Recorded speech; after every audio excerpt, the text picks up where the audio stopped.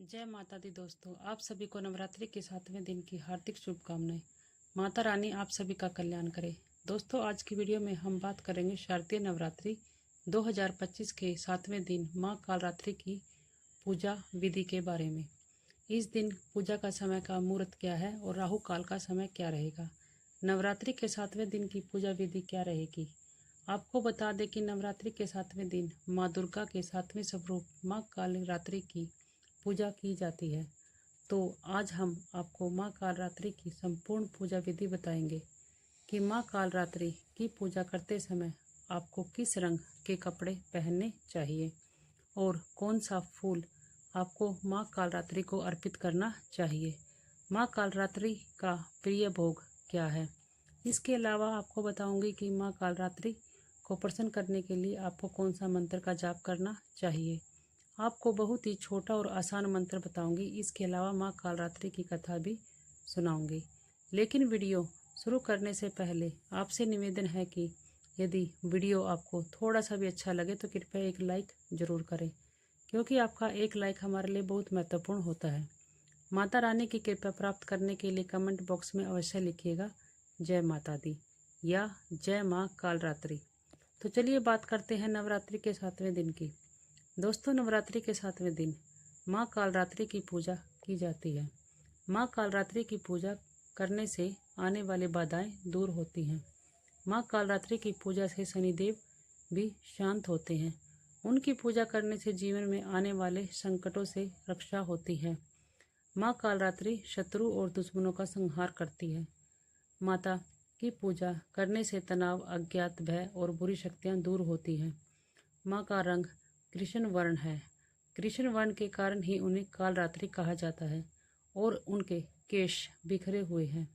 उनके गले में नरमंड की माला है। माँ कालरात्रि के 3 नेत्र ब्रह्मांड की तरह विशाल और गोल हैं, जिनमें बिजली की भांति किरण निकलती है और माँ गंधर्व यानी गधे की सवारी करती है। माँ के 4 हाथ हैं।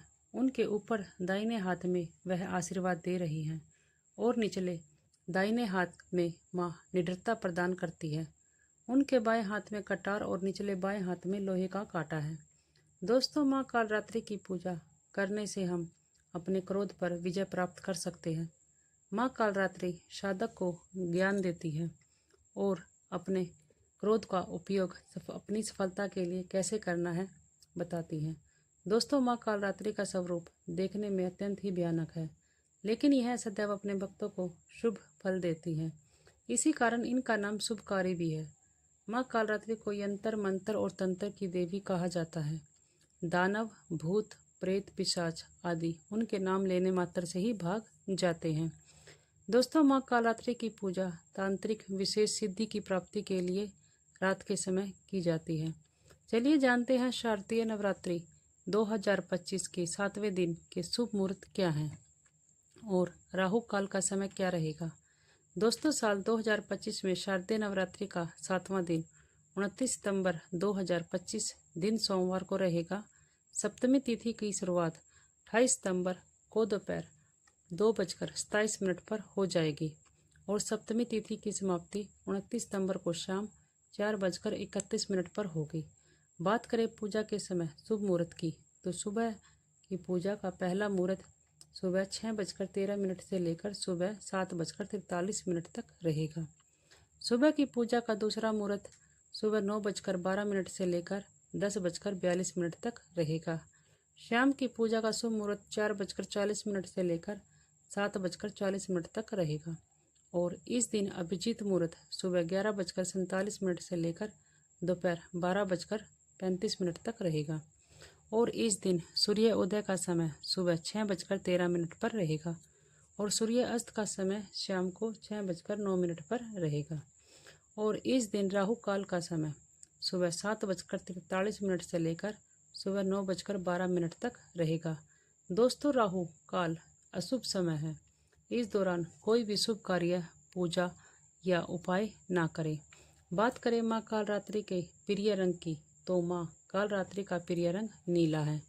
इस दिन माँ की पूजा करते समय आपको नीले रंग के वस्त्र धारण करने चाहिए और माँ कालरात्रि का प्रिय पुष्प रात रानी है।